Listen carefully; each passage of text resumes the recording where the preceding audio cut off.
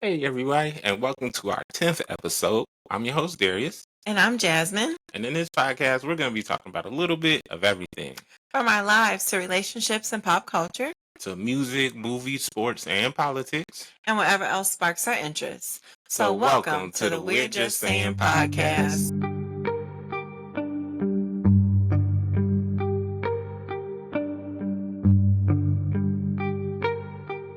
All right, so babe, how's this last week been treating you? It's been going okay. I just had some interesting things happen at work this week with people just taking advantage of the system. So you know how that go. But yeah, other than that, it was a busy weekend. It was Mother's Day weekend.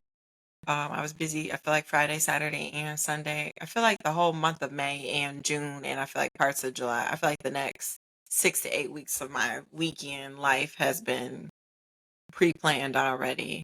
So it's kind of nice to know what I want to be expecting, but also it's kind of a little overwhelming because I'm like, when do I get to rest in there?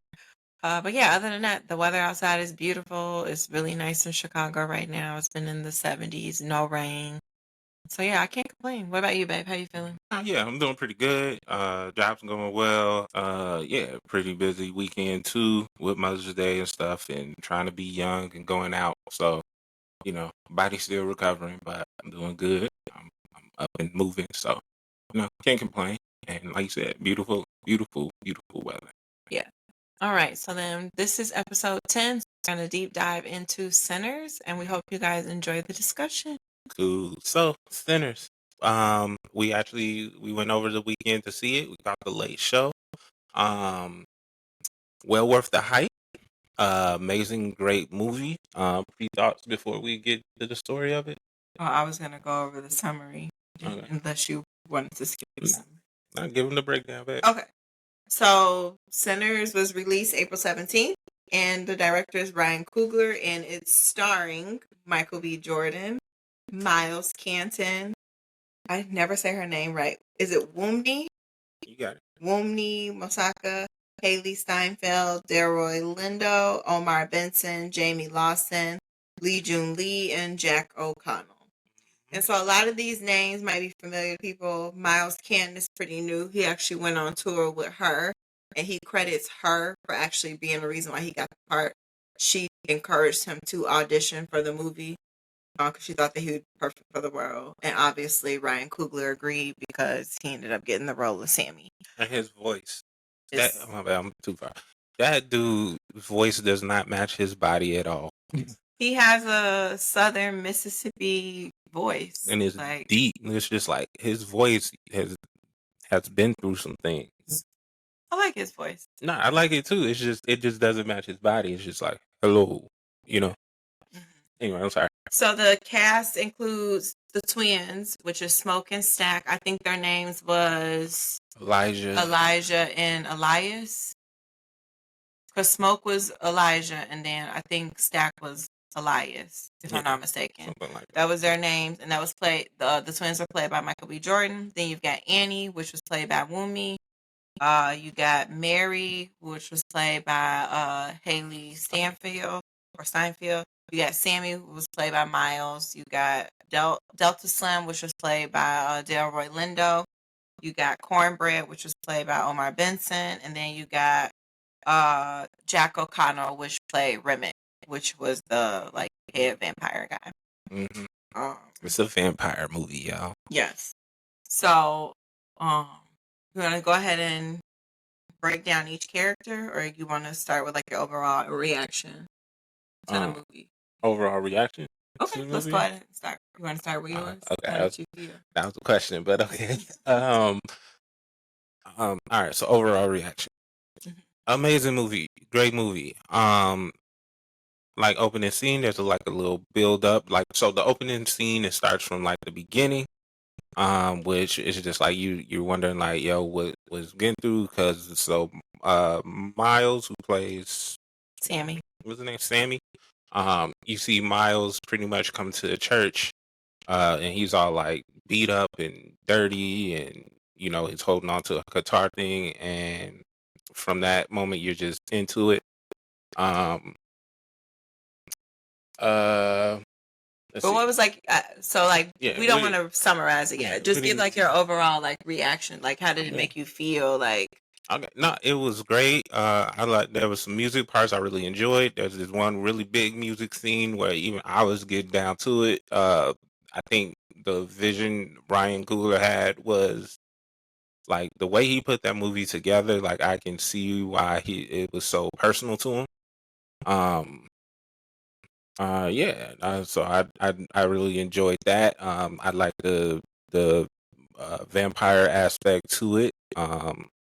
You know, and I like the the little bit of history that he kind of gives to you as Black people, and I like that it's pretty pro Black. Um, yeah, so that was like my pretty much a lot of my takeaways. What about you? so I really just wanted to go over like your reaction, not like what you really liked about it. So like my reaction when I first watched it was like, especially at the end, I felt emotional. Like, but I feel like that with all the Ryan Coogler movies that I watch. I feel like that both times that I watched Black Panther and Black Panther 2.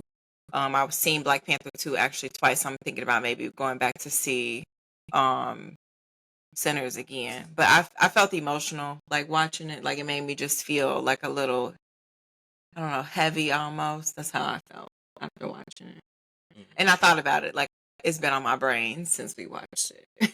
Uh, So I definitely wanted to do like deep dives like online and things like that to hear what other people had to say. Like I could finally like listen to like a lot of podcasts that were talking about it because I didn't have the spoilers and stuff like that anymore, or have to worry about spoilers. So yeah, I think it's one of those movies that definitely people are gonna be talking about for a long time. oh yeah, it's definitely gonna have a rewatch value. Yeah. For sure, it'll probably be an instant classic. Okay.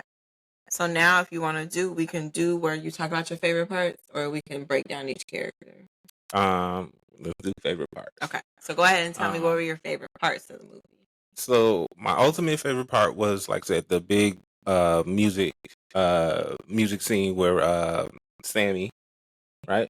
Mm-hmm. That's my all right. Where Sammy was where pretty much he was playing at the club, and when, like I said, the vision that Ryan Coogler put into there of the transition, the the transcendence of music from, like, the ancestors before our time back to Africa and to the current time to the future to even like the our how our music influences other cultures. Like they had the little Asian people um in the in that scene, and it was just like that, and that song was actually pretty good too, like the beat and all of that was actually pretty good too.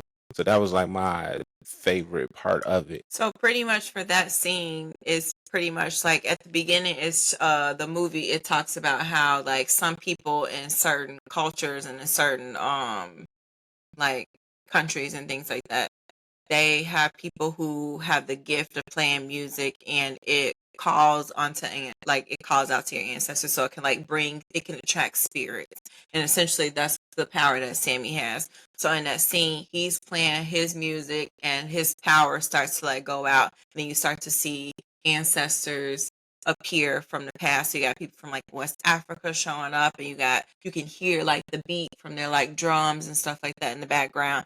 Then you see like images of people from the future. So you got like people twerking and people like doing Yeah, like 80s, 90s. Yeah, what's it called? The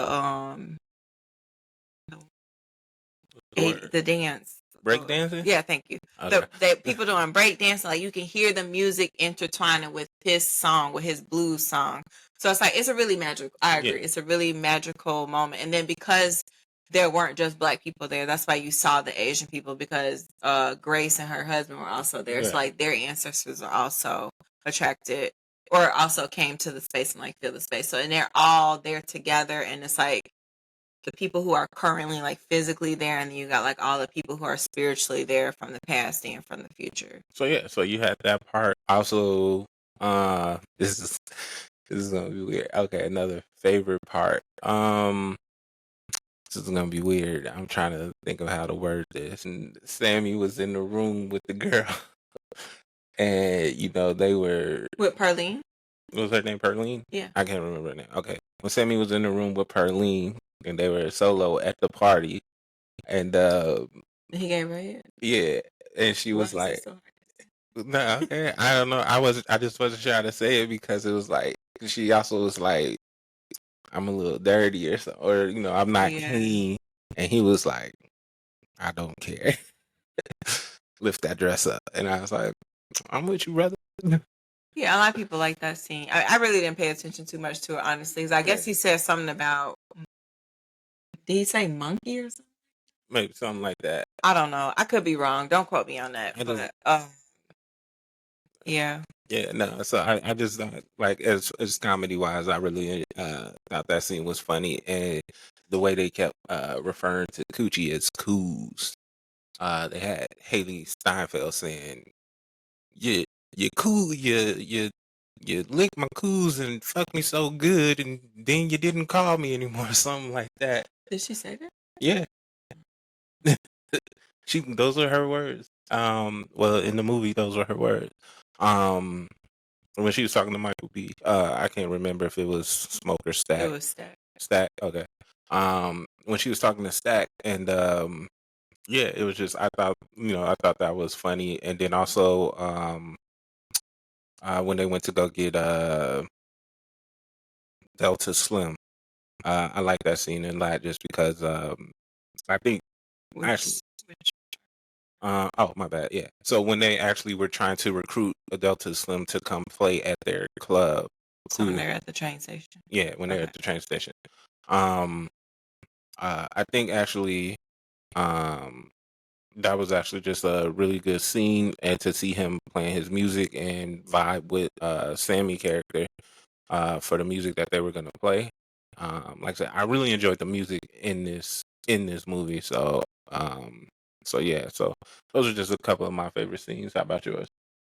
So I liked a lot of the scenes. I think that the opening scene was really good when he showed Sammy going into the church, and then you kind of get like the flashes of Remnick like in there, so kind of like gives you like a little jump scare in the beginning. I really like the scene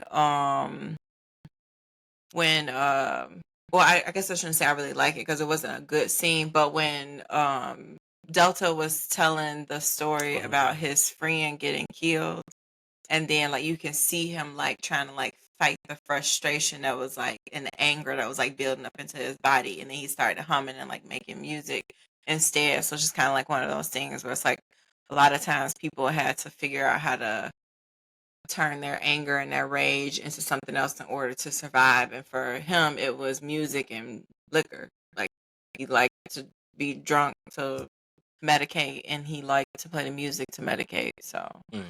um, I like both music scenes. So I like the scene when Sammy was singing, or yeah, when he was singing and playing. I also like when Remick was out Oh there doing yeah. like the Irish thing. I thought Yeah, that that one was was actually pretty cool that was too. actually pretty dope too. Yeah. Yeah. So I really liked how music was tied to this whole movie, and how it kind of like it made everything like not only just spiritual, but it was also like a cultural thing. Yeah, so I really liked how the music like kind of like tied everything in. So it's kind of like a spiritual thing, but it was also a cultural thing, but it's also kind of like a healing too. Cause it's kind of like ways that they use to like cope with oppression and cope with the fact that, a lot of times a lot of communities would build things up and have it taken away by the white people in the South. Um, can I talk about my least favorite scenes? Yeah. That's the one when Mary spit into Stack's Uh, mouth. yeah. Disgusting. I want to know how they acted that scene. Now I know that they said it was syrup that ended up going into his mouth. She's probably holding it in her mouth. I don't It was just care. acting. I know that it's acting. Mhm. I'm talking about spitting in anybody's mouth. Spit is disgusting. No. Yeah. What? No, I'm listening. Oh, you had an expression. Oh nah, I was just Like you had something to say. nah. I was just nah. Continue. Okay. So yeah, I did not like that scene at all. Um, what else? I had a love-hate relationship with the scene where Grace like pretty much tells them like come on in, like motherfuckers, whatever she says to them. She like tell them like, come on in. I had a love-hate relationship because I'm like, I get why she did it, but also it's kind of like, damn. Right, you just messed it all up because I Yeah. definitely would have been in front of that door. I think I sent you a reel today. Like, I definitely would have been in front of that door just talking shit. Well, you saw how the one dude got pulled out, so I don't think you can do too much shit talking. I thought I thought they could enter it all. Did they go past the No, doorway? because they pulled somebody out, remember? I think it was Delta. I can't remember exactly. Somebody ended up handing somebody money. It was Cornbread. Cornbread needed to get paid, remember? And so as soon as he put his hand out to like give him the money, he snatched him out. Well, no, but he put his hand out. Right, that's what I'm saying. That's what I'm saying. So once part of the body is outside, I wouldn't have put any part of my body outside the doorway, so I can talk shit. So I don't think they can come past the doorway. No, they can't come in. That's what I'm saying. So I wouldn't reach out past the doorway. Anyway, any other favorite scenes or anything like that? I'm trying to think of what my least favorite scene was. You know, I will say one of my least favorite scenes, just because, like thinking back on it, is just like, what was the point to that? When the Native Americans originally came looking for Remit, because they kind of pretty much knew he was a vampire, and then they just like, well, it's getting dark, let's go home, and then that was the end of them. So I thought, like, 'cause they kind of like, I thought maybe they'd have like another role to play in it, but it was just like they kind of went up and go home. And now, as I'm speaking about it, I wonder if there's like a deeper kind of meaning to that or something. Yeah, so they were the Choctaw Native Americans, and You remember that name? Yeah. Oh, okay, nice. The Choctaw Native Americans had a relationship with Irish people.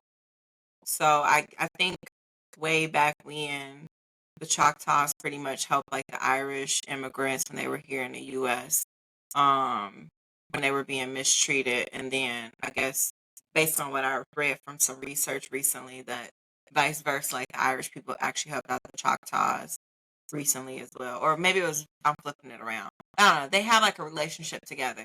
And so it makes sense that the Choctaw did not return for the rest of the movie because they knew that Remick was a vampire and they are spiritual people. They're kind of like Annie, where they're kind of like really in tune with nature and they know about vampires and how to like get away from them. So they know like sundown, the safest place to be is at home. They cannot pass over our thresholds. So no, these people were smart. They literally told this lady like, hey, I think you invited something bad into your house, and as soon as she didn't want to play games or she didn't want to listen to them and didn't want to accept their help, they said, well, you're on your own. They said the sun is about to set, we need to go home. And they went home. I just thought maybe they would have played like a bigger character. So I wasn't really like, I think they were thrown in just to show that all of the different cultures that were in Mississippi at the time, and that how all of these different cultures are related when it comes to spiritual practices. And I think that kind of ties in again to that scene where Sammy is playing the music and you see all of these different people from different backgrounds and things like that coming together. Because at the end of the day, a lot of, besides white people, a lot of our culture, a lot of, people of color, we have a lot of deep spiritual connections with our ancestors and, with like dark magic, like voodoo and hoodoo and stuff like that. So you have shamans and medicine men and stuff like that. So. yeah. So I think that's probably why we didn't see them again. Not like I said, I didn't think about it to just like literally like just now. It's like, I wonder what the deeper meaning was to that, if there was one. All right. Do you want to do the breakdown of the characters now? Let me follow your lead on this. So yeah. Okay, so we're just gonna pretty much talk about each character.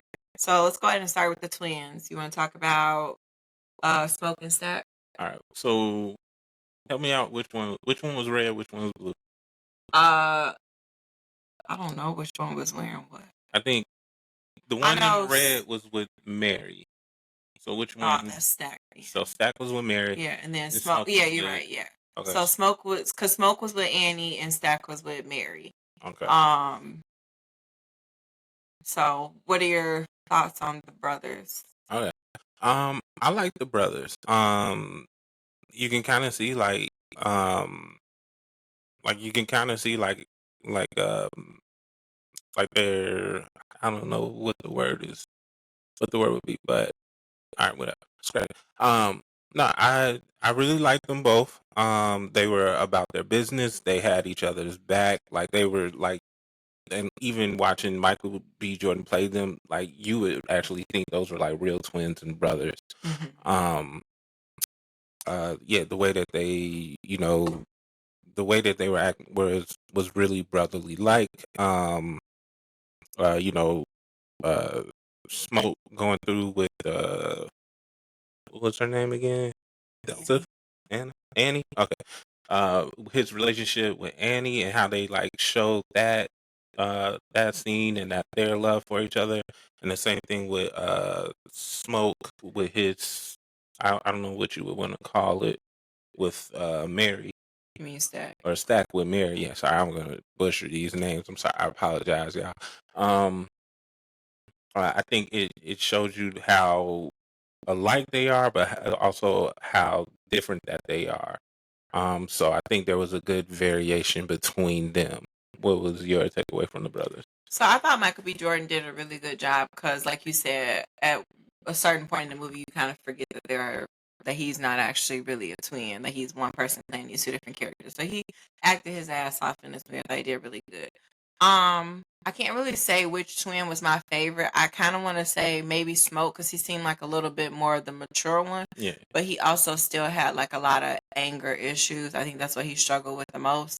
And I think for both of them, their female counterparts really balanced them out perfectly. So Annie was kind of like perfect for Smoke to kind of like keep him balanced, even though he ended up leaving to go to Chicago. Like she kept him safe the entire time that yeah, he was there because she knew what type of temperament that he had. So yeah, I like both of their characters. I think that they both meant well. I think that they both really care about each other a lot, and I think that they care about the people in their family like a lot. So I think that they love hard and they're very protective.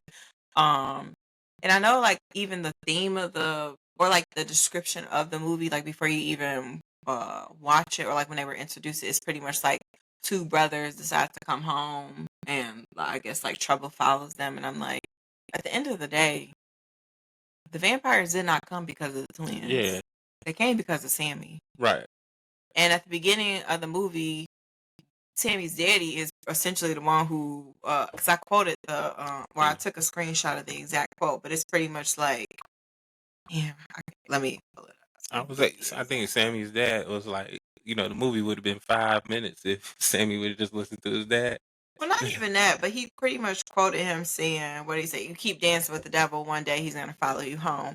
Right. That was pretty much like the thing. It's kind of like, and I want to get into that. That's like one of the things I want to talk about, like how sometimes you get gifts and like these gifts can be great, but they also can be bad. Yeah. And I feel like that was the same thing for Sammy. But yeah, so I thought that the brothers' characters were like good characters, even though they were technically bad because they Right. went to Chicago, they made a bunch of money, but they did it the wrong way, and they were trying to. I think that they were trying the best that they could based on how they were raised and Yeah. based on the way that the world was going in the 1930s, where it was like really hard to do well as a black person without some white person coming along and taking it away from you. So they decided to play the white people game and do the taking. Mm-hmm. Okay. What about Sammy? So Sammy's character, pretty much the main. You would say main character. I feel like he was the main character, even though they're gonna probably most people will say that the brothers are the main characters. I feel like Sammy is the main character because again, he's the one who made the vampires come. He's the one who opens the movie. He's the one who ends up surviving. He's the one who ends up ending the movie. So yeah, and so that's why I would say like he's pretty much the main character because it's centered around him and his ability. yeah, Like this character, love this character. I did too. He's my favorite character. Like I said, No, actually, I can't decide between him and Annie. really? Okay, I'll get you on that. I do. I can't wait till we talk about Annie. Sorry for pointing in your face like No, that. you're okay. So yeah, no, man, Sammy. All right. So first of all, once again, this dude's voice. All right, grown voice, He small grown. He body. 20. He is, He just short. That's all. but grown voice, small body. You know that when he was like before he even got to the barn or the juke town, um, Juke joint. the juke joint. There we go. Juke When town. he started singing in the car, and I was like, well, first of all, when he said something, I was like, okay, maybe it's just the way I heard it. And then I got his voice, and I'm like, dang, he got a deep voice. And then when he started singing in the car, my reaction was just like my I can't remember who it was in the car with him, if it was Smoke or Stack. It So was I'm Stack. okay, Stack. My reaction was just like Same as Stack. Stack. Yeah, Where he was was shot. well, I would have been like, yeah, boy, Yeah. you know what I mean? So like, so I liked him from that. I do think like I don't like when they make like the like his type of character so like kind of like timid. You know what I mean? You think he was timid? I think he was a little timid. I think Yeah, he was just innocent. he could have been Because he innocent. wasn't like the brothers. You have to think Yeah, about like his cousins were grown men. They had one or Smoke killed the deity so he can protect Stack. They've been to Chicago. yeah. They've been through Their some mom stuff. died. They was raised by Sammy was a son of a preacher. Like yeah. they call him preacher boy. Like he grew up in a church and he didn't really do too Oh, much. I think he was more so innocent or naive than it was timid. I don't think he was shy. Look at the way he was talking to Parlene.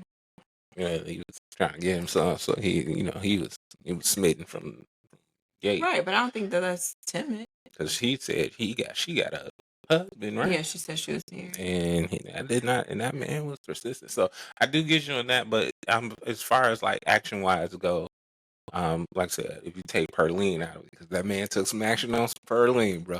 Uh, um, like when the action came to it, he just seemed like so timid, and like uh, everybody else was about the action, and he was What do you mean by action? like when they were fighting the vampires. Was he not fighting? I don't think if he was. He literally stood up to Remick when he was getting dunked When in he the was in the water. water. Yeah, when he had to. But when they were fighting in the juke joint, He was fighting. I don't think he was. I I think don't he think was you just more were paying like. attention. I think I definitely was. I don't think he was really fighting. Like I feel like they showed or maybe they just didn't show him. But I feel like he was more like running and being protected by. Stack was dead. Okay, Smoke. I was waiting for you to give me Oh. that correction on the name. See, So you when don't you even just know who is who. So I don't think you paid attention. I think you have to watch it again. As far as like, I think he was definitely holding his my personal opinion. So we can disagree. Like I said, I plan on watching it again anyway. Maybe not. I'm not sure if I'll watch it in theaters again. But You gotta support. it'll be on $5 Tuesdays if I do. Yeah, we can go Tuesday. But no, yeah, no. But I do feel like but for me personally, I just don't like when they make the main character like a little timid at first. Where like they're the ones who need to be protected when really he was the one who, you know, pretty much kind of had the power because he's the one who I don't know if they beat. But he was the one who needs to be protected because technically, if it wasn't for Sammy, the vampires would have never come. They would have never even thought about these people. Remick came because Remick wanted Sammy's power. Right. He wanted his ability.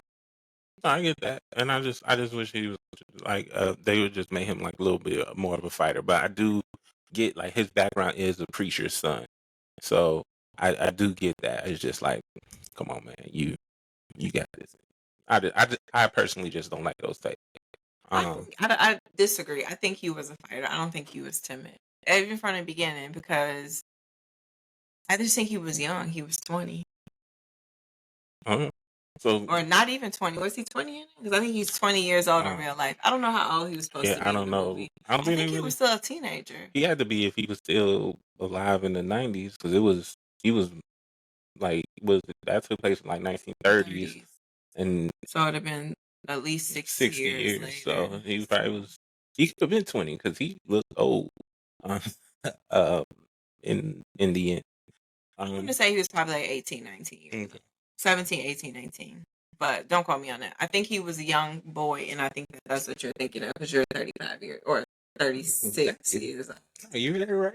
36 years old, and so your brain, which I do it sometimes too. It's like I think about how I would react now, and I have to think like back when I was that age. It's more so you're naive. I think that's If I was fighting vampires at 20, I would be way more into it. Like I would have believed even harder. Like I would have. what do you mean? Like if I was fighting vampires at, let's say 20, we'll say he's 20. I would have been like, they are real. Let me get these wooden stakes so I can fight this vampire. No one ever said that. He didn't say they weren't real. I'm confused on I'm what saying- that has to do with it. Because you're saying me at 35. I'm saying being your naive. ability to think quickly and logically and smart, like be able to make good decisions that are going to lead to logical outcomes. You're not. Our brains aren't developed at that age, so whatever these older adults were doing, they obviously Sammy wasn't doing that because he's the child. He's the group. Okay. So I don't think he was being timid. I think it was his youth that you're mistaking for being timid. Okay. Yeah. I get you. All right. So I know you were kind of getting to your thoughts about Sammy, and I feel like did we get your total thoughts on Sammy? Do you want to expand a little bit more? No, I think that's pretty much it. I thought that because I want to talk about like themes of the movie, but so yeah, so I'll leave it at that. I thought Sammy was a good character. I thought he was a complex character. Yes, for sure. I thought it was kind of funny that he came back to the church and his daddy thought that he was coming to give up the music, and he was like, "No, I'm not giving up the music. Even after the night I just spent, I'm still gonna keep the music. So gonna keep pursuing it." Yeah. So I thought that was good. Yeah, so I really liked his character. I thought it was, like I said, because he was young, I thought that that was kind of like the youthful, naive part of the story, where it's kind of like he's got this unique gift and he's still got to figure out how to use it. And he's learning right then and there that night that his ability to create music is a lot more powerful than he ever imagined. Yeah. Okay. You want to talk about Annie next? So let's get into Annie. Go Okay. ahead and kick it off. So, so I really liked Annie's character. She's probably one of my favorite characters out of the whole movie. One, she was just very wise. She knew a lot. She was very spiritual. She just one of those people that listened to their mothers and their grandmothers and was sitting around listening to all the old stories. And now she's that woman in the community that's able to like keep people united. She knows how to resolve conflict. She's the person that you go to when you're not feeling well, or you're worried about spirits or anything like that. So I thought that her character was really cool. I feel like they listen to her, which is really nice. I feel like a lot of times when you watch movies, women, specifically black women, get overlooked and don't get listened to. I feel like the main characters all listened to her when she was like, "Don't trust them people out there. I got a bad feeling about what's going on." And she started talking about hate. Then she realized like, oh, these are actually vampires. They didn't question her. Well, the one girl did kind of question her when she told her to eat the garlic, but like they pretty much was like, eat this garlic, get this holy water. Yeah, she did go get that holy water. Get these wooden stakes together. Like, let's get ready to take care of business. And everybody kind of rolled in line and pretty much listened. I thought that was good. Because sometimes you get movies where they waste time going back and forth. Mm. No, I agree with you. Like you said, I do think she was a wise woman. I do like the way that they developed her. They even showed like when her and which one was she with?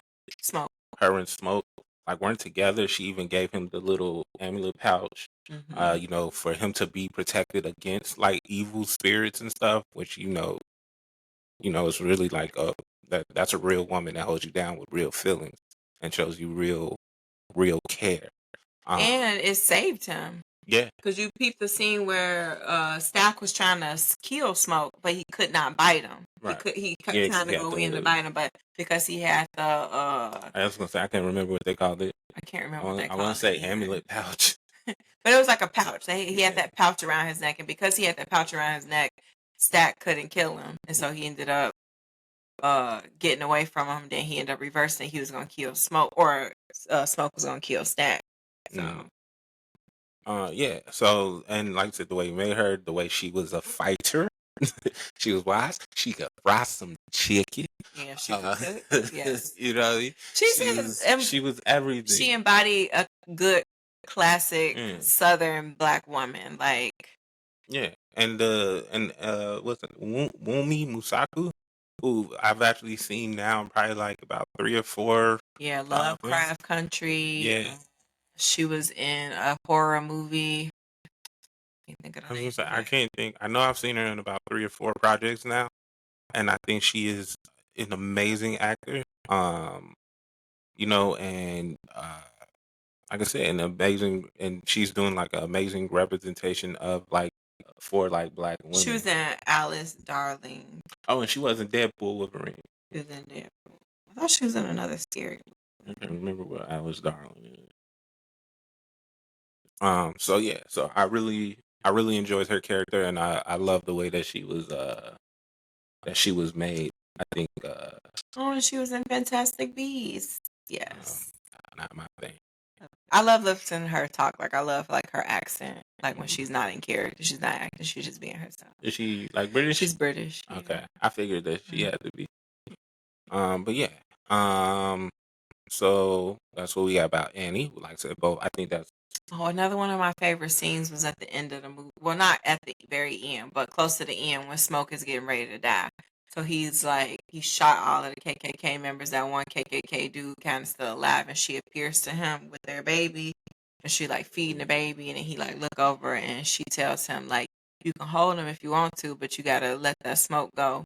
And I thought that was like good symbolism of like go into your true self, like the name that you were given at birth, which is Elijah. I can't remember.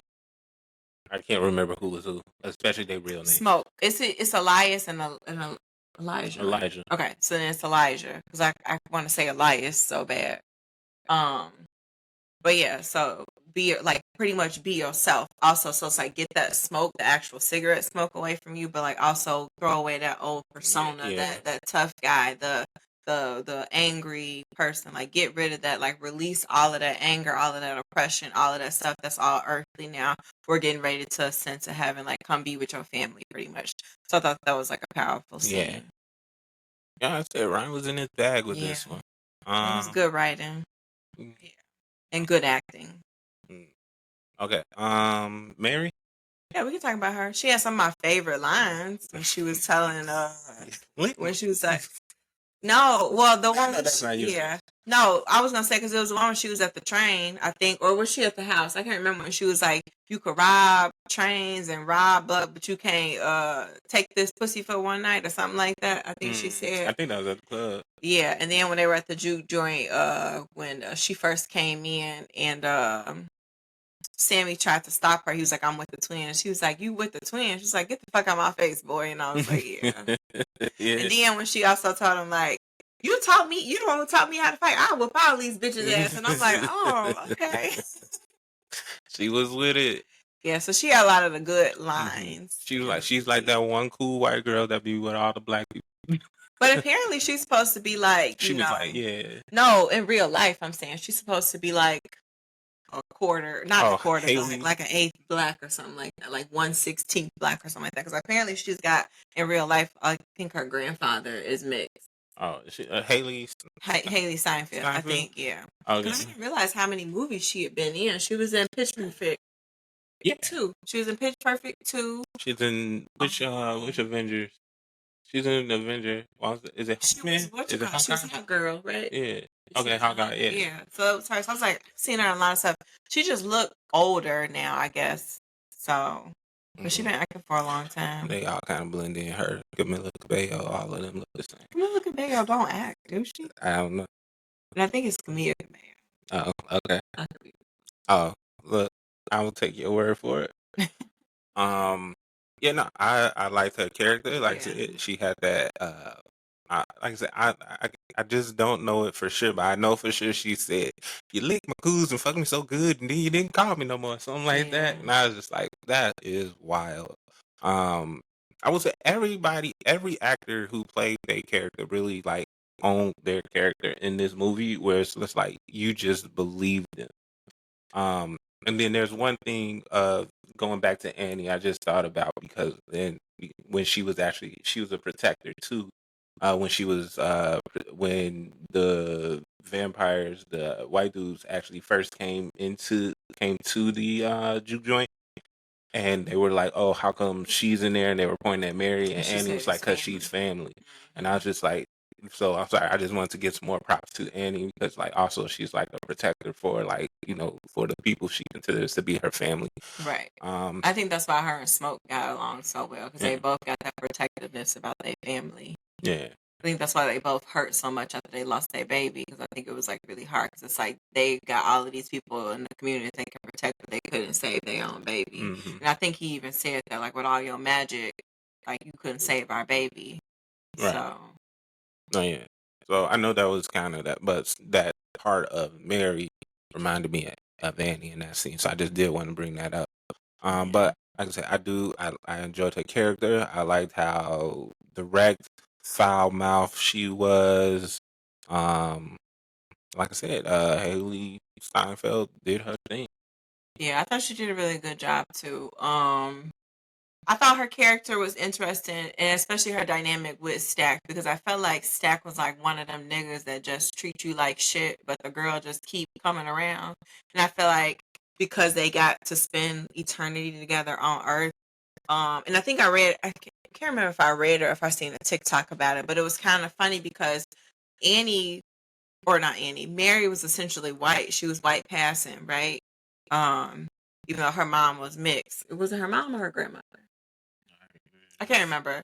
I'll have to watch the movie again, but I think it was her mom that was mixed. So she was technically white passing stuff, so she was able to go and marry a white dude and live somewhere else, so people would never know that she was actually black. But when she came back around her people, then she was kind of like herself. But I feel like when she was with Stack during that time in the 1930s, technically they weren't allowed to be together. Black men weren't allowed to be with white women. So the fact that they got turned into vampires and they got to live through the changes of like Jim Crow and live through the civil rights movement, everything like that, and then back into the 90s, they're able to walk out in public together and nobody will blink an eye, because niggas is white girls all the time now. Just look at Shannon Sharp and Saquon Barkley and the other nigga that was on the Eagles that just said how much he loved him some Ivanka Trump He now. just said that's his type. That's exactly his type, or something The like that. niggas will never get enough of these white Hey, girls.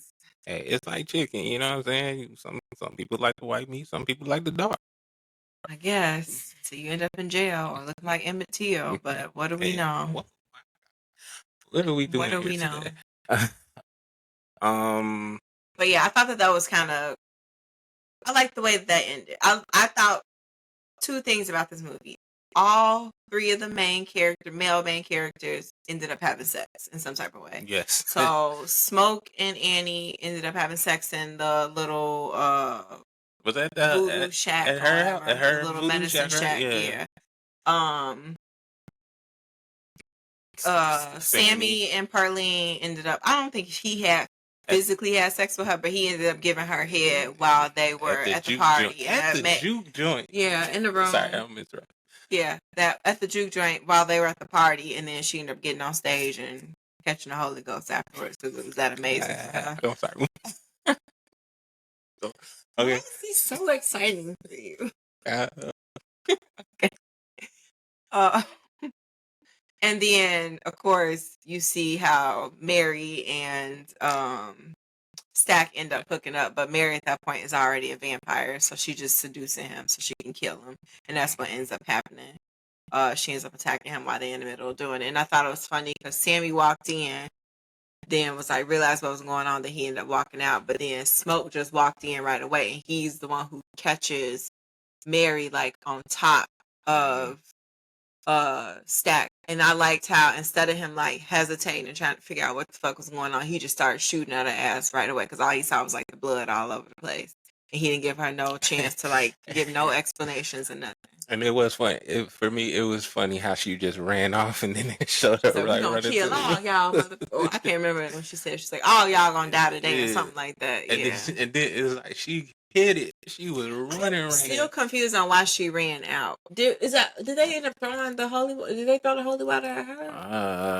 I don't know. I can't remember. I know that Annie threw it at somebody, but I can't remember if it was at Cornbread or if it was at Mary. It could have been Mary, because like I said, because I know she had to run. I think she ran out though because she was like outnumbered, you know. So, but at that point, they didn't really know how to kill her because they didn't really know what she was. Yeah. Remember, Annie still thought she was a haint. She didn't realize that she was a vampire.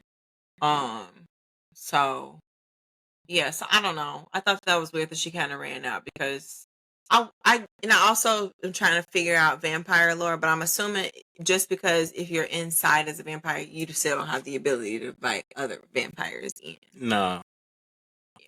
So I was like, that was the downfall, and I said it in the movie. I said white people always be our downfall because befriending, inviting people into our community, communing with other people, because and again, Mary is technically some part black, so we'll give her that she already part of the community. Is it the 2-drop rule? Yeah, 2-drop rule, 1-drop rule, whatever it is. Yeah. Like so she's technically a part of the community, but she passes for white. So her white passing self went outside to go talk to these white people. Then she ended up getting bit, and because she was already a homie, we invited her ass back in, and then all hell broke loose from there. And I think another thing that kind of confused me, I thought that the black people were going to get away at first because it was so many of them that left, and there was only 3 of them out there to catch people. So I was like, oh, maybe some of these black people. But then when you see like they're doing the Irish party, it's like they done got all of the motherfuckers. They was footworking in the parking lot. Yeah. So I was like, damn, they got every last one of them that went outside. Ooh, that could have been a thing. Like, you know how like when you leave the club and y'all like kick it in the parking lot for a little bit and then it turned to like a little party in the parking lot. It was like one of them things. Like club closed at 2, we can get in the parking lot till 4. Yes, they were out there just waiting to kill people. Like, well, we'll just wait you out. I wonder if they wouldn't, if Grace would have never invited them in, what would have happened? Like, would they have just stayed out there all night and then disappeared during the day and then waited for them again the next night? You know what I mean? Maybe. I just wonder. And I wonder what facilities count. Like, do churches count? Like, if Sammy would have made it out and Remick would have still lived and he got to the church and Sammy would have ended up going to the church, like, do you have to be invited into the church too, or can they just walk in on their own? Like, and technically the church is the Lord's house. Yeah. So can I invite you into the Lord's house, or do the Lord need to invite you in? I don't see that's because God not inviting you in. I think it depends on the lore. I've seen a lot because I know I've seen some movies where vampires were in the church. Yeah, I have too. But I think like maybe if there's like a cross on the door, maybe they can't go into the church. Mm-hmm.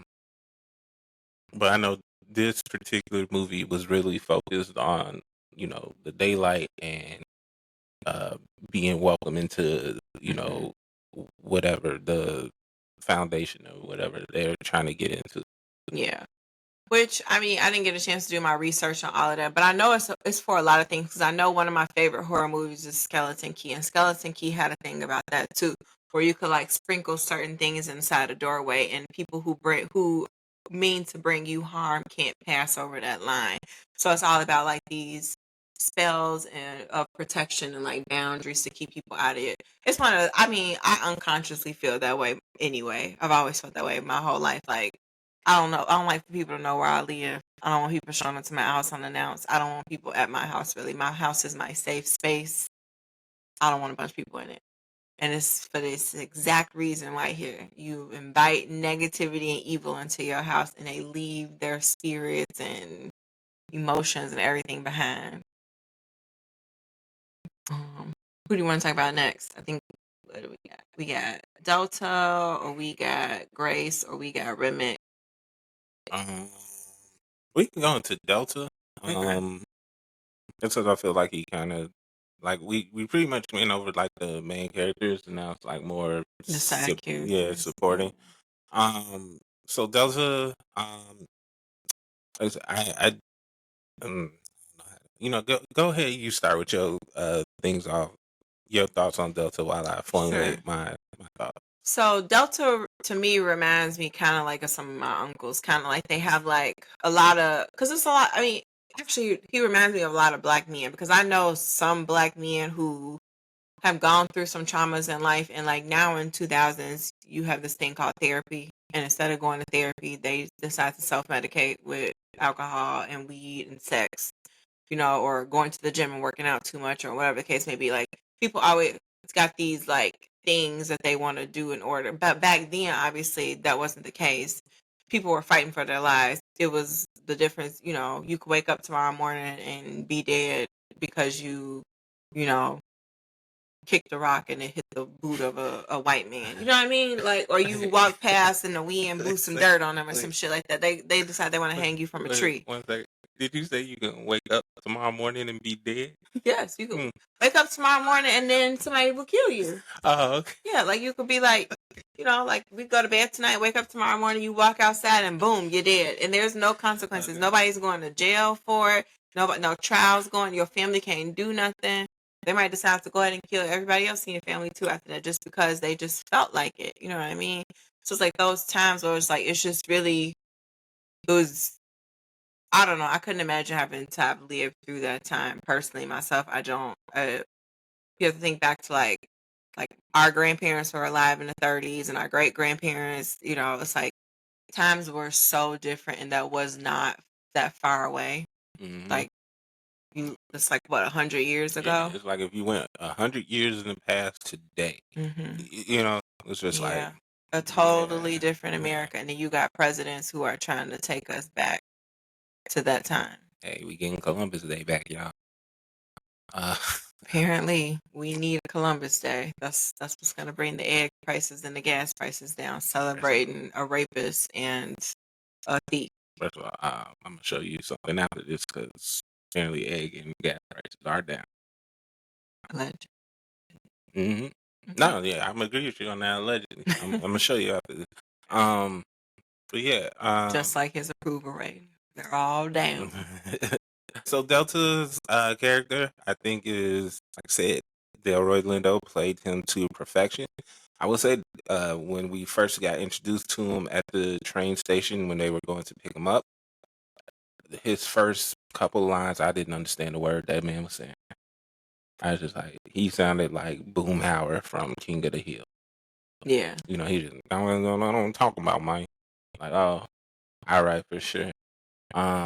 I just got like, okay, he got a drinking problem. He wants to play for his $10 a week, so he can buy some more liquor and play some more harmonica. That's all he needed.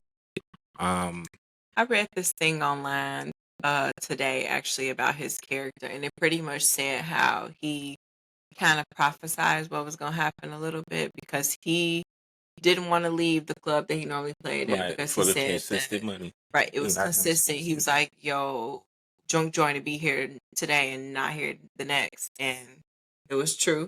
The juke joint that was open for one night never opened up again, and then two, he played for the beer, not for the money.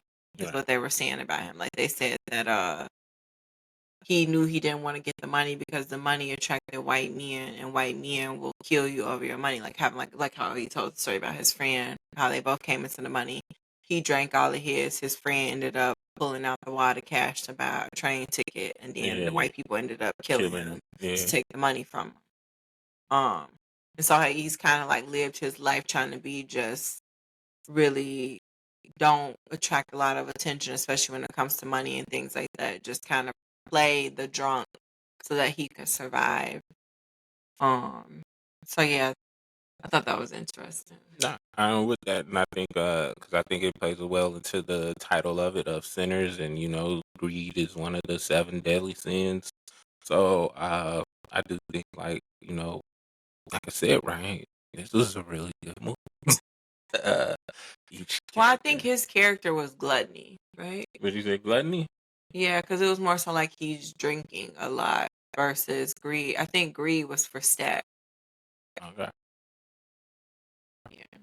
Okay, yeah, you're doing a deep dive on this. I was just doing No, because I stats. did watch a movie, or not a movie. I did watch a TikTok where they talked about the The seven seven deadly deadly sins. sins and how they apply to each character. And I think the video that I watched says something about stack, like smoke was like Pride, probably. pride, I think, and then stack was greed, and then Delroy was gluttony, if I'm not mistaken. But don't quote me on it. I'll have to watch the Okay. video again. So I don't really I know. would say I would need a reminder about the other four sins, what the other four deadly sins are, before I do it. But I would say, like I said, played to perfection, by Delroy.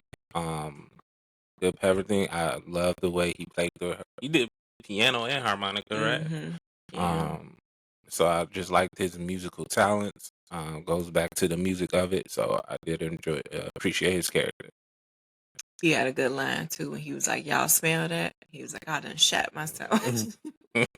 When the vampire snatched, was it him that they snatched out? Who did they snatch out the door? Was it him? No, because he kind Who of gave the money? sacrificed himself. Yeah, at the end he sacrificed himself. But in the beginning when Cornbread? Cornbread wanted his money, who handed him the money? I can't remember who handed him the money, but whoever handed him the money ended up getting snatched out. And then they ended, or it's either that or it's the part when they were in the room with Mary, when Mary first like went crazy and they were shooting at her. She came back from the dead and then like attacked. It was right after one of those scenes. That's when he said like, "Y'all smell that? I shit myself." Yeah. Okay. You, you want to go over Grace? I want to talk about Grace. Okay. Because I did not peep this in the movie. I actually didn't find this out until I did a deep dive. I wonder what you heard, because I did hear something about her today, so I want to hear what you heard. Oh, I only peeped that they had two stores because one was on the white side and the other was the black side. I did not catch that when I was watching the movie. I really didn't pay attention to that part, but I'm like, that makes sense. And I found out that people think that Grace was running the white store because in the 1930s, and I don't know if this was specifically Mississippi, I did read about LA, but there were a bunch of Chinese men getting lynched in the 1930s. And so that's why the husband probably stayed on the black people's side, and that's why he ended up sending the daughter over to the white people's store, like, "Hey, go get your mama." And then Grace came, walked over, and the daughter stayed over on the other side. That's just a theory that I read online. I don't know if it pertained to Mississippi as much. I do know that I read about the Asian community in Mississippi and how black people weren't able to get a lot of stuff that they needed, like groceries and like like cleaning supplies and things like that, if it wasn't for the Asian community being able to open up the stores and provide it for them. A lot of times because, like I said, black people would build stuff and white people will come in and burn it down and kill everybody. So, what were you going to say about it? Okay. So so what I had seen about Grace, didn't really, like I will say, like I said, played the character role great. Her biggest scene was when she was the one who invited the vampires in. But other than that, I don't want to. I don't know how to put this, but I didn't feel any kind of way about her. Just believe her who she was as her character. But I don't think she didn't play really a big enough role of mine. But what I did see today was like, originally when the attacks first happened, she when she went to her husband, she was like, "Let's get out of here. This doesn't have anything to do with us," kind of, you know.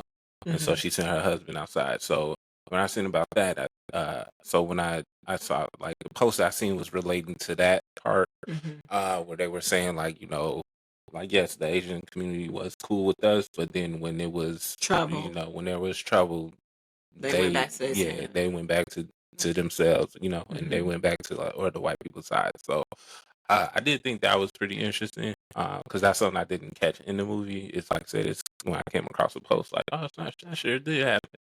Um, so yeah, and like I said, and I always hate, like I would say, for her character, the reason why like I said, I didn't have too many feelings about her character, but the feelings I do have is because she's the one who messed it all up.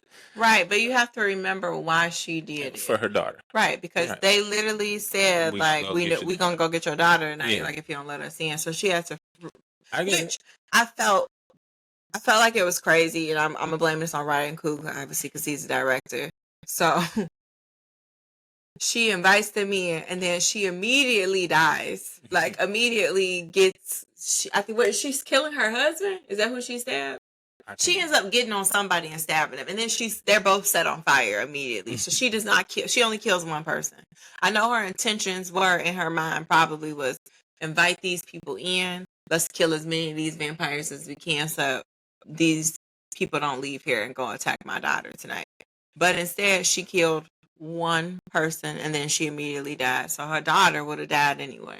Exactly. So it's all done for no reason. All right. Now I'm back to my original point. So one person messes it all up. Yes, but I still understand why, because I feel like if it was the same, if it was 1930s, so it's like, how else do you communicate to your daughter? Don't let these people in the house. Your dad's gonna show up looking like your dad. Yeah, no, he's gonna be like, "Let me in, baby girl," and no way. She's gonna invite him into the house, and then he's gonna kill his fucking daughter. I get that 100%. She still messed it up for everybody else, and then she should have ran out there to go save her daughter. She should have ran outside. Yeah, then she wouldn't have the numbers. They would have closed that damn door on her and let her die like that drunk dude. She forgot about everybody else though. Yeah, she did. So yeah, she definitely was like, "Well, it's my daughter or everybody else," and she said, "Fuck everybody else, so save my daughter." That's what I'm saying. And we never did get a conclusion. I'm mad about that, Ryan Coogler. We never did get an update on whether or not the daughter like lived and grew up to be an old lady. I wanted to see her as an old lady. I'm sure they never actually made it to the daughters. It seems like no, I know that, but I still wanted to see an update on her. Like, cause you know what I mean? Like, she just went to bed that night and woke up and her parents never came home. Like, how fucked up is that? You know what I mean? That was a lot of people in that movie. I know that. But a lot of people didn't have kids. Right. But the only people who had kids was Cornbread and I guess you're talking about all the extras. Yeah, but you're talking about the main character. Cornbread. But I don't know. Did Mary have kids for her husband? I don't think it's just that Mary had kids. Okay. Cornbread had a wife. Cornbread had a wife and kid. I know that. So Cornbread didn't go back to his wife or his kids. What's wrong? Oh, this is not plugged in? I thought you plugged this in. I know it is. I didn't hit plug it. Oh man, this isn't plugged in. No, it got unplugged. That's the wrong one.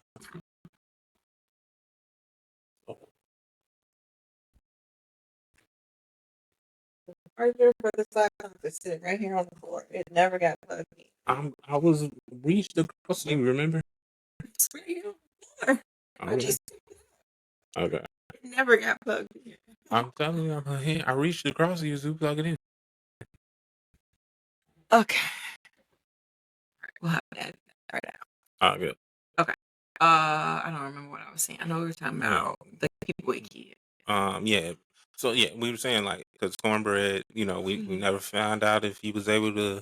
Well, he never got to put his penis in his wife's mouth. Okay, yeah, I didn't want to say it, but yeah, I don't know. You were saying the time. I love how timid you want to act on a podcast that we're recording in our own house. My mama will be watching this. Because your mama watch, you don't want to say penis. Nah, I just joking. No, I just didn't know how foul I wanted to be, so that's all. So I was like, I wasn't sure if I should say dick or penis. So. That was the only reference to fellatio for men. It was. Everybody else was about eating coos. Eating coos. I love it. Still don't remember anybody saying that word. Coos. They definitely said coos. They said I specifically hate Seinfeld and Pearline. Definitely don't say coos. So yeah. Sorry. I feel like I keep going because it's 9:30. I got you. Do you want to talk about maybe get into Remick? Yeah, let's talk about Remick really quick. So I just found out that the dude who plays him, Jack, is actually gonna be in a new horror movie that comes out, I think in June. It's 28 years later. Oh, is he The in that series, movie? yeah, he in that Okay. movie. Yeah, so I was like, oh wow, that's cool. I'm like, I definitely want to see that. I love 28 Days Later. 28 Weeks Later was okay. I don't know So if I'm I've seen curious to see 28 what weeks. 28 years later is gonna be. But that's pretty much a zombie movie. Mm-hmm. Yeah. So I thought his character was interesting, and I will say exactly what I told you on our way home from the movie theater. And I know that this because he's technically supposed to be the devil, so he is supposed to be tempting. But I thought his little spiel was actually pretty good. I'm like, part of me probably would have been ready to join him because I'm like, if you think about it, like what he was saying was true. Obviously, he was much older than the people in the movie or the characters there because he was uh I think that they said like a 1,200-year-old vampire or something like that. So he had lived a century and multiple centuries before the people were born. So he had seen a lot more, but he was pretty much telling them like, if you join me, where like we'll have power. There's no we don't see color type of bullshit. Uh, we're all one big happy family, blah blah Yeah. blah. But I was taken by the power part. It's like every time y'all try and build something or do something, these white people come in and Yep. try and take it away from you. The KKK people are coming to kill y'all tomorrow. Like, if you join me, like, you won't have to ever worry about them again in your life. And I'm kind of like, obviously, they wouldn't be able to ever live and, like, see sunlight again. So it would be, like, the shitty part about it. So they probably would be like, well, what's the point in having this power if I have to live in the dark I'm for the good with rest of that. my life? I'll sleep in the day, come out at night. Yeah, but how do you build wealth and you know what I mean? Like even like think about like if you got bit in the 1930s and now you're living in 2025. What transactions and deals are you making in 2025 in the dark? Strip club owner, Oh, you bar talking club about owner, basic. I want real wealth. If I'm gonna be a almost 100-year-old person as a vampire, I want to be a freaking billionaire right now. railroads. You can do a bunch of stuff in the dark. You just need flashlights and stuff. No, I want to be able to make deals with people during the day. So I want to be able to like put me in a little thing, get me into the building, and then take it No, off so I can be inside the building, meeting people for lunch and stuff like just that, meet making him. deals You can happen. have lunch at night. You can have lunch at night. That's dinner. Okay then. All right. So, but I'm saying at this point, because now the world is different, where everything happens at night instead of everything happening in the day. So it would be the same thing. My thing with that would just be because we would never die, there would be an overpopulation. Well, I'm not saying turn every black person into a vampire. Every black person don't deserve to be a vampire. No, because I think he was trying to change everybody into a vampire. Well, yes, he was because he was trying to amass power for himself. His whole thing was he was trying to get other people's abilities to be able to improve himself because whatever.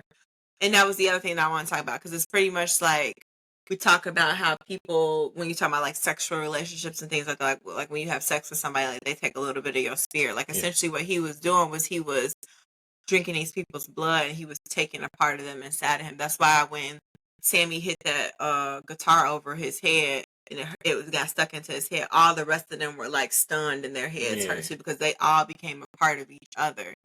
Um, and so it wasn't just the spiritual and physical part of it, but it was also just like he was able to absorb the essence out of them and that gave him control and that gave him power and they just became like little minions.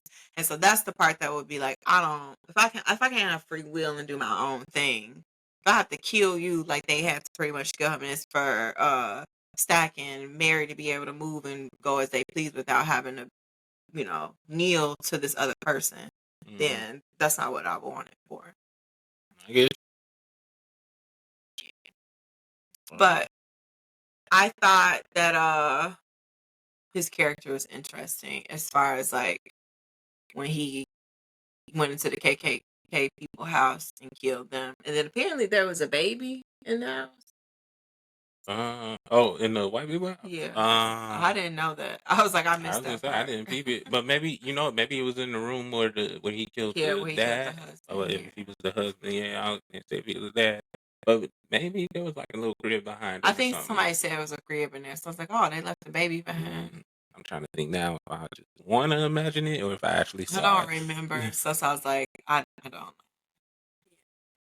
but they were parents, so they left their kid behind. Alright. Now I did like I said, I love a good bad guy. Um, so I did like Remick. I I unfortunately my favorite scene is when they was getting down in that And parking lot and dancing. he hit that Irish dance. Like I said, I'm like, man, this dude is foot working. Like he was working and he was getting down. I even like the music they were playing out there. Um, well, It's a good Irish jig. yeah, Listen, I really like this soundtrack. I'm like, I'm definitely gonna be bumping this soundtrack because yeah, they got some good music on there. So yeah, yeah. So, but yeah, I think the dude who played him, like I said, he perfect did a good job. casting. He did. He took over that character. It was very good. And I love how he had like the American accent towards the beginning, and then his Irish accent just slowly took Yeah. over as the more people that he like, the more power he absorbed. And when he Okay. got into that song, then because at first I did not know he was Irish. Okay. I didn't even He peep just that. sounded like a regular white man. I didn't peep And when he that. was trying to convince Sammy to like come out at first, it was like, and they was standing in the doorway. But once he got all the people out there and they started doing this little Irish jig, his accent came out. It was really thick and heavy. And it's like, okay, he's getting more power. He's getting like more arrogant and like starting to feel himself. And now he's like, I'm gonna take these people and I pretty much I'm gonna kill all these people. And then he ends up getting killed himself, getting set on fire by the sun. I thought his death was too long though. I feel like they should have did it a little faster. Mm. And they got to build it up. Nah, I felt like him being set on fire was too long. Everybody else burned up real quick. It was like boom, boom, boom. His was He like, was the powerful one though. I always I say, don't care. It was you know. still too long. I'm Do you like, remember the he could have first burned a little blade? bit faster. You Mhm. remember the first blade? You remember how long it took that the main vampire and blade to die? I don't, It was like 7 business days. I don't remember, but I just felt like it was too long. I'm like, we could have sped that up a little bit, Hmm. just a little bit. I got it. So overall, what would you say your message of the movie was? So I did write down a couple of the themes, and I'm like, I feel like we kind of hit on all of them talking a little bit today. But the themes that I wrote down for this movie were freedom, identity, oppression, cultural appropriation, um, spiritual connections in the black community, and then redemption. And then cultural appropriation kind of connects to Sammy's talent and Yeah, music, and it kind of connects back to like Remick trying to like take Sammy's gift yeah, from him. That's kind of like cultural appropriation. Like it's these black people, like it's this black man's talent, and you're trying to take it and claim it for yourself so that you can profit off of it yeah, or, get whatever it is you desire and what you want out of it and like kind of like push them to the side. Um, I thought the identity because Sammy was kind of like struggling with what he wanted to do. He was kind of torn between whether or not he should follow his dreams of being a musician or whether or not he should listen to his father. I feel like the twins were kind of doing the same thing. What? no, because that was my thing. Oh, go ahead. Listen to your parents. Because he could have avoided that whole night if he would just listen to his dad and stayed away from the scene. Yeah, but just like he said at the end of the movie, he said, before the sun went down, that was the best day of his life. Mhm. And I feel like even when the sun went down, it was after Mary killed Stack. That's when the whole night went to hell. But I feel like before that, it was probably the best day of his life. He got to be with his cousins. He got to make real music for the first time, Yeah. uninhibited. He felt that everybody in the place felt that the power reverberated out of the building. That's how Remick even ended up finding them because it was just such a powerful gift. And it's like a person like that shouldn't have to hide their gifts just because there are evil people in the world. And so that kind of came back to like the spiritual connections in the black community where it's like sometimes music can be seen as a bad thing because it can attract evil spirits and things like that. But I feel like it's also can be a good thing. So I always feel like if you're a real Christian, you believe in God, God gives you these gifts and it's about how you use them and how you're able to wield your power, essentially. I got it, but he was out to make secular music. Was he? What was his song about? Can't get what was it about? It was like What one of his songs was about traveling. Like he didn't know where he was gonna be. The other one was about his daddy. Was it?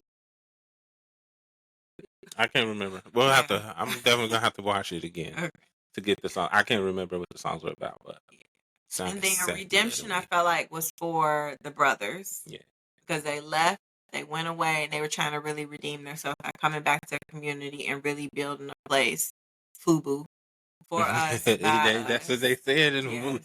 For us, by us, and trying to like really show everybody that they changed, even though the world in Mississippi did not change. They were going back to the place just with money now. That was the only difference. And unfortunately, the KKK was not having it. They were going to take it away from them. Yeah. They were coming to kill them no matter what. And that was the other part, because it's kind of like, even if Sammy would not have played the music and invited the vampires, the brothers still would have had to face the KKK the next day no matter what. And so it's like there was still some type of negativity coming towards them, right, just because of them being black.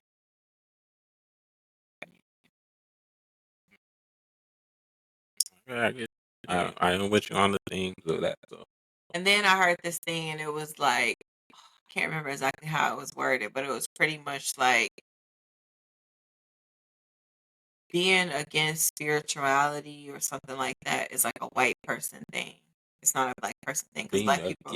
Yeah, because I mean, it's like it's really a Christian thing. Because I always think back to like growing up as a kid, I wasn't allowed to celebrate Halloween. Like my mom and like my grandmother and stuff like that, they said like that was like worshiping the devil and devil's work and blah blah blah. And it's like, and then you think about like when you go back to like Africa and you go like to South America, even like the Caribbean, like a lot of these places they have like these deep spirit, and even like in like Latin America, like you have Day of the Dead, where it's like people are like really in tune with like their ancestors. Like black people got beat out of us. That we got a Bible pushed into our face and pretty much said that was evil, that was wicked, that we shouldn't do stuff like that. And I felt like what we saw and during that part where Sammy was playing the music and we saw the spiritual connections, that's strength, that gives us energy, that could give us a force of protection as well. You know what I mean? And I feel like over the decades that kind of got cut off because of Christianity being forced on us.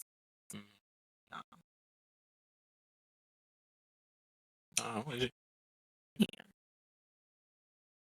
Anything else, babe? No, that's it. Like I said, I will definitely see that movie again. Would you go see it in theaters again? That's the most important part. Only on the Tuesday. Only on the Tuesday. I definitely want to go see it again. Like I said, I'm wearing my little Black Panther shirt today. To wrap. It's not gonna be on the video. It is on the video, right? You can see the kind of. This looks like you gotta. Okay, you gotta see it better. Yeah, I can see. That's all that. But yeah, I went to go see Black Panther 2 twice. I really wish I went to go see the first one twice, and I'm definitely want to go see this one again in theaters. It's definitely worth the watch. I feel like you always miss stuff the first time you watch it, so it's like better the second time because you catch stuff that you didn't catch before. And plus, it just supports them, because I just read about how Vanity Fair made an article saying like they gave him a weird title. They gave him the title was like Sinners only made $60 million on opening weekend, and they have $90 million. So they got to do like $220 to make, or $220 million to like make a profit, and it's like they made $60 million in 3 days. Like, why are you bugging out? Like any other movie that would have did that, they would have never left that type of headline for it. But because it's a black produced, black, directed, majority black cast, all of a sudden now it's like, oh well, 60 million at the box office opening weekend is a flop. Like, since when? And the deal that Ryan Coogler got when he made it, like, he gets like some of the ticket sales that Warner Brothers, he gets to own the movie again after 25 years.